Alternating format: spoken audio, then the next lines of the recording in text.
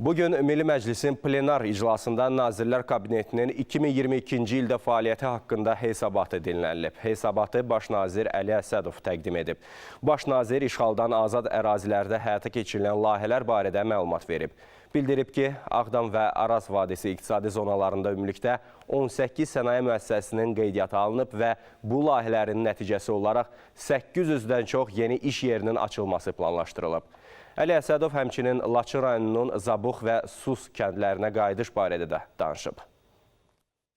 Cari ilin sonuna qədər Laçınlıların bir qrupunun yerləşdirilməsi planlaşdırılır.